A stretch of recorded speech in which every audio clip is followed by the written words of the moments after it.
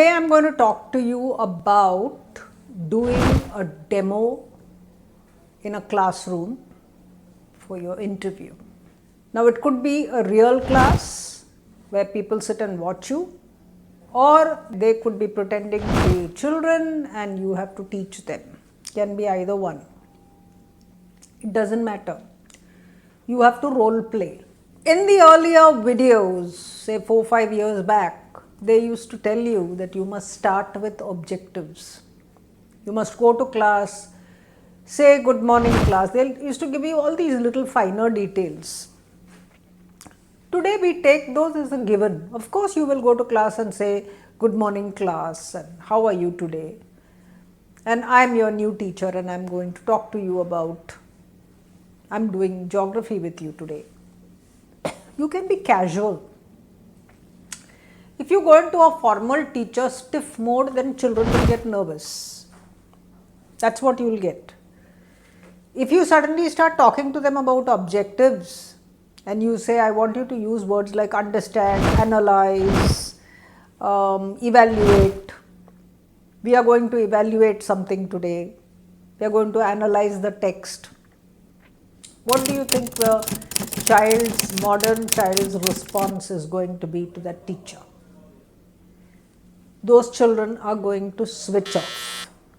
This kind of talk is for adults, is for a lesson plan that you write for another adult to understand what your intentions are. It is not classroom language. So don't make it. Instead, you want to talk about this, you can summarize it at the end of the lesson. You can say, what did we do today?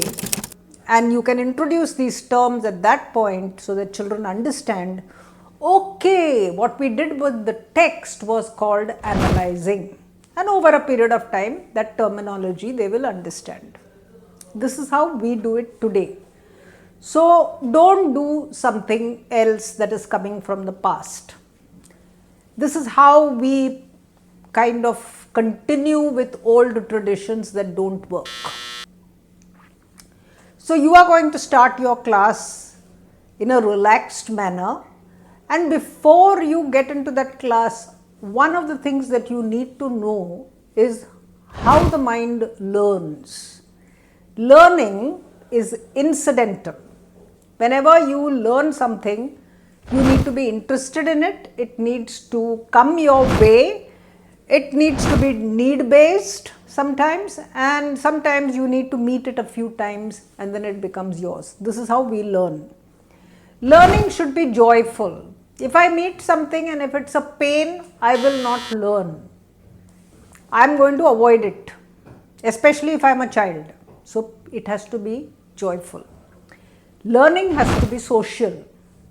The best learning is what we do in groups. This is one of the reasons why AI is not going to come and replace all the teachers in the future, because AI is not social. You cannot have a chat, you cannot smile at AI, you cannot joke, you cannot wink. You can't do many things. It's not a social human being. So you need social contact in order to learn best. If you don't understand these points, then you will go like a robot to class and you will do a very starchy class, and then you will wonder why it didn't work. So these are the reasons why things don't work. Children learn by observation, they learn by discovery. Anything that they discover as a concept, anything that they discover and question and ask and discuss and debate, that is something real, it's experiential, and they will remember it. Children learn when they get a bit of practice with the skills that have been taught.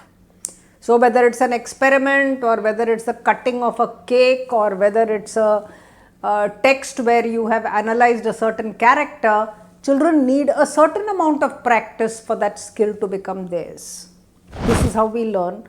And finally, because there is enough practice, because there is enough exposure, we become autonomous. If you put anything in front of me, I know how to approach it. This is how learning happens. The reason I am telling you this is I want you to incorporate some of these things into your demonstration class to prove that you are a teacher of contemporary times and you are not sitting in 1990s. Worse still, you are not sitting in the Industrial Revolution by reading and explaining the text. So never do that. Now, if you have a pattern where you are going to do some of these things in stages, where you allow them to discover and then they discuss or question and then you talk about it, you make that learning visual by standing at the board and asking them to run an essay or to run a letter or to run an experiment, whatever, through you, and you write, you scribe on the board, and then let the children correct themselves and produce a good model that is class produced.